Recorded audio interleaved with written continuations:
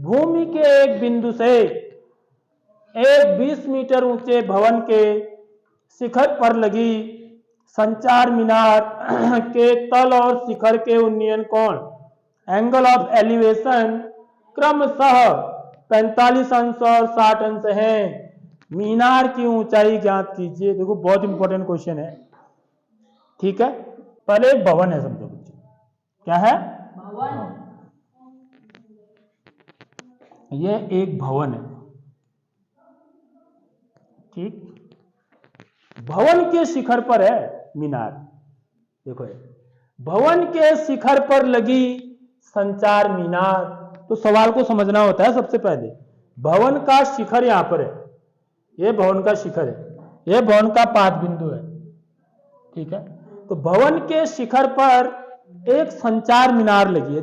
तो यहां पर जो है ना एक संचार मीनार लगी है बच्चों ऐसे। तो संचार मीनार को मैं थोड़ा सा मोटा करके दिखा दूं। ये हमारी क्या है, ये क्या चीज है, संचार मीनार। तो सबसे पहले तो चित्र ही समझना होता है यहां से ले। ठीक है, तो भूमि के एक बिंदु से बोल रहे हैं। तो ये भवन का क्या है बच्चों, यहां पर नीचे इसको बोलते हैं पाद बिंदु।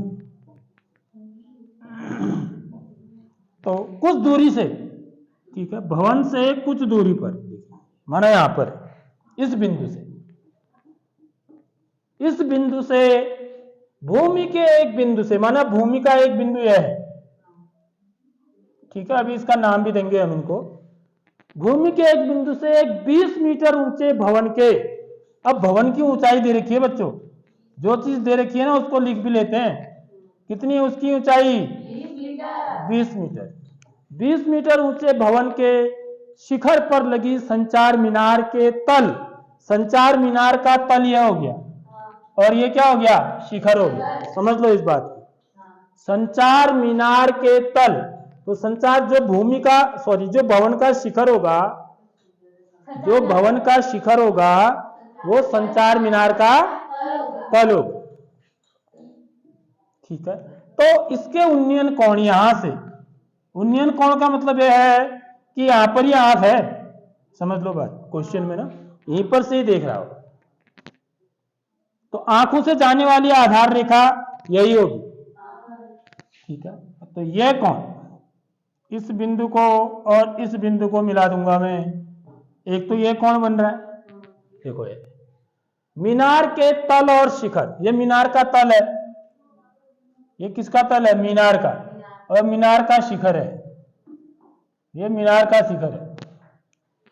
समझ रहे हो, इनके उन्नयन कोण मतलब यहां से एक तो तल को देख रहा है, यहां पर कोई खड़ा व्यक्ति है वो या बैठ के देख रहा है, एक तो इसके तल को और दूसरा इसके शिखर का, शिखर का उन्नयन कोण बच्चों ये कोण, यहां से लेके यहां तक। समझ रहे हो बात, ये कोण छोटा वाला कोण कितने अंश का, 45 अंश, और ये वाला कोण 60 अंश। तो आपको क्या बतानी है बच्चों, ये जो मीनार की ऊंचाई बतानी है। समझ में आ रही बात। तो ये बिंदु को मैं क्या मान लूं, माना P मान लूं, इसको क्या मान लूं Q, और इसको R, और इसको P A मान लूं।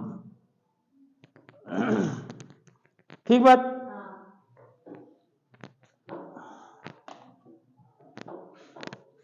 तो कैसे करेंगे हल, अब हम जो, क्योंकि अब मैंने पूरा डायग्राम बना दिया है।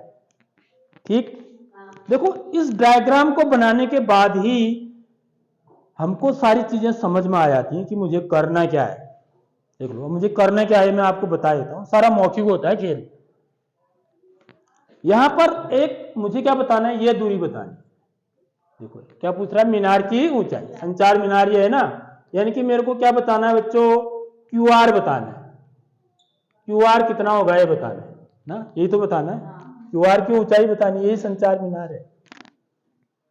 तो यहां पर जो है ना बच्चों, ये दो समकोण त्रिभुज बन रहे हैं।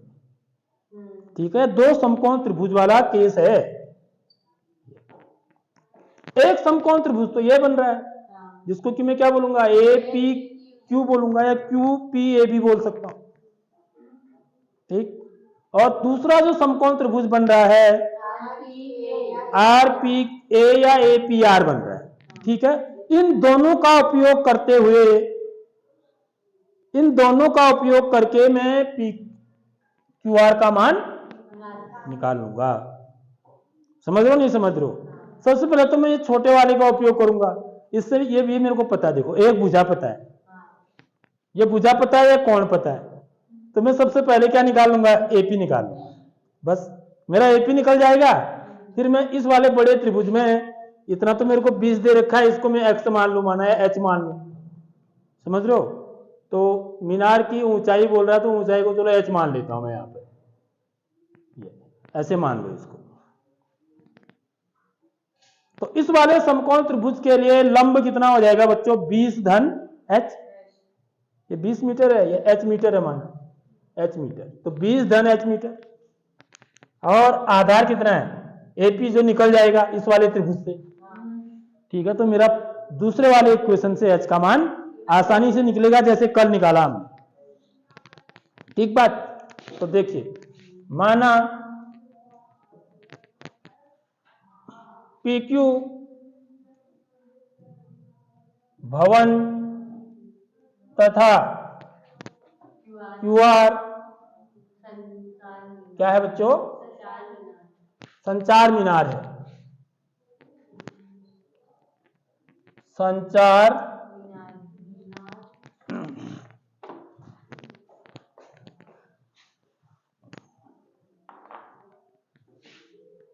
संचार मीनार है। माना भूमि के, देख लो ऐसे इसकी क्या बनानी पड़ती है, भूमिका बनानी पड़ती है। माना भूमि के बिंदु ए से संचार मीनार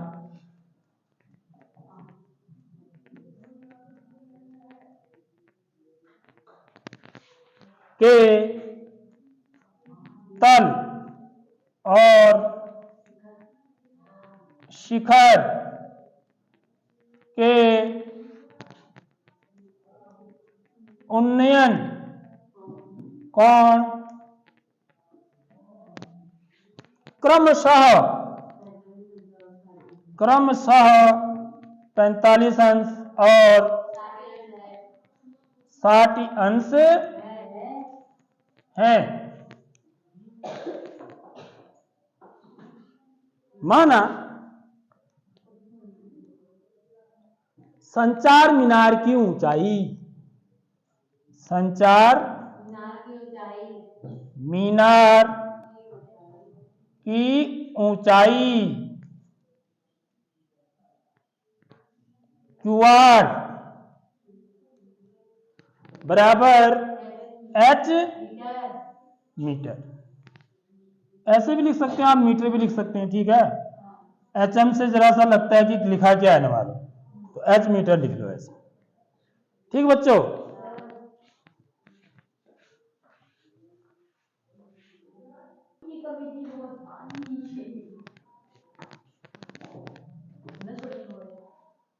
अब बच्चों हम समकोण त्रिभुज,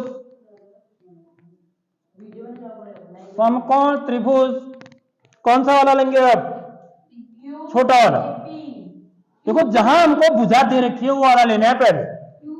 यहां मेरे को 20 मीटर दे रखा है ना, तो मुझे ये भुजा निकाल सकता हूं।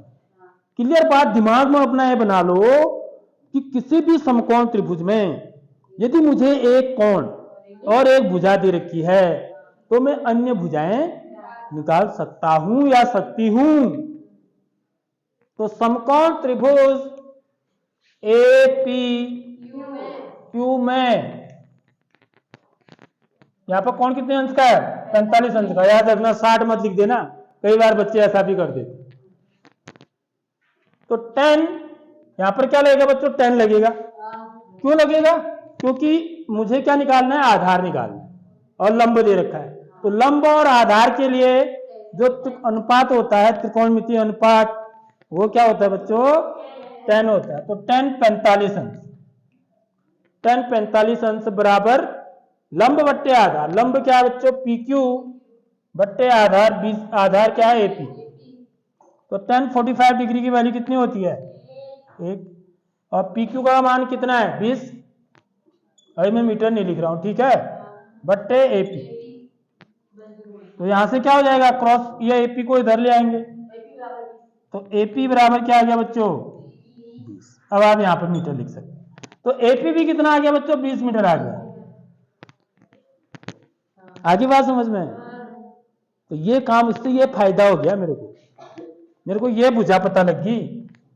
अब मैं यदि बड़ा वाला समकोण त्रिभुज लूंगा और इसमें भी क्या लगाऊंगा? मैं पैनी लगाऊंगा। कर्ण से नहीं चाहिए हमको, इसलिए मैंने कर्ण वाला त्रिकोणमितीय अनुपात यूज नहीं किया।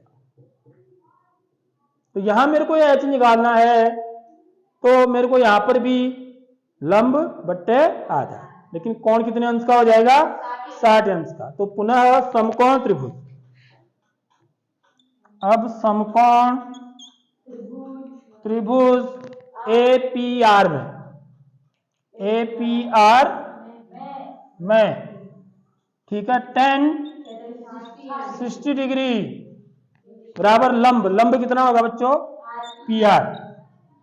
PR बट्टे AP। समझ आ गई बात? 10 60 की वैल्यू कितनी होती है? √3। अब देखो PR को कैसे लिखूंगा मैं बच्चों? PQ धन QR। क्यों? PQ धन QR, PQ धन QR बराबर PR। तो PR को लिखूंगा PQ धन QR बट्टे AP। आगे बात समझ में? तो ये बच्चों कितना हो गया? √3 इक्वल टू PQ का मान कितना है? 20 धन QR को क्या माना है हमने? H बट्टे AP का मान भी कितना आया है? 20। ठीक है, तो कितना आसान हो रहा है मामला, देखिए। इसके बाद हम क्रॉस मल्टीप्लाई करेंगे, तो क्या हो जाएगा? 20 वर्गमूल 3 बराबर 20 धन H। तो या ऐसा लिख देते हैं सीधे सीधे, 20 धन H बराबर 20 वर्गमूल 3। तो जो चीज हमको निकालनी है ना, उसको इस तरफ ले लेना चाहिए। तो पूरा का पूरे पक्ष को यदि मैं लाऊंगा इधर और इसको उधर ले जाऊंगा पूरे पक्ष को, तो मुझे चिन्ह बदलने की जरूरत नहीं है। तो यहां से H बराबर कितना आ जाएगा बच्चों? 20 वर्गमूल 3 ऋण 20। 20 उधर जाएगा तो ऋण चिन्ह का हो जाएगा। अब क्या करेंगे? अब इधर देखिए, तो H बराबर 20 क्या चीज है? इन दोनों दो पद है ना यहाँ पर, तो 20 कॉमन है, 20 कॉमन है, तो 20 को क्या करेंगे? बाहर ले लेंगे। तो यहाँ क्या बचेगा? √3, क्योंकि 20 जो मैंने बाहर लिया उससे मैं इसको भाग दूंगा, तो 20 से 20 कट जाएगा। बाहर कितनी बार जाएगा? वर्गमूल 3 बार। फिर जो बाहर लिया 20 का भाग 20 में 1 बार। तो इतना आ गया है। समझ में आ रही बात? अब इसका मान आप चाहें तो पूरा भी निकाल सकते हैं, लेकिन आपको जरूरत नहीं है, क्योंकि वर्गमूल 3 का मान कितना होता है? 1.73 कुछ होता है, इतना। यह लिख करके आप पूरा गुणा करके H का मान निकाल भी सकते हैं, ठीक है। नहीं तो आपका यह उत्तर क्या है बच्चों? बिल्कुल सही है। इसी रूप में लिखना है, ठीक है। इसलिए अंत में यह भी लिखेंगे, खाली H लिख के छोड़ नहीं देना है। क्या लिखेंगे आप? मीनार की ऊंचाई बराबर 20 गुणा वर्गमूल 3 ऋण 1 मीटर। आगे बच्चों समझ में बात है? कहीं पर किसी को डाउट है, कुछ पूछना है? नहीं, ठीक है।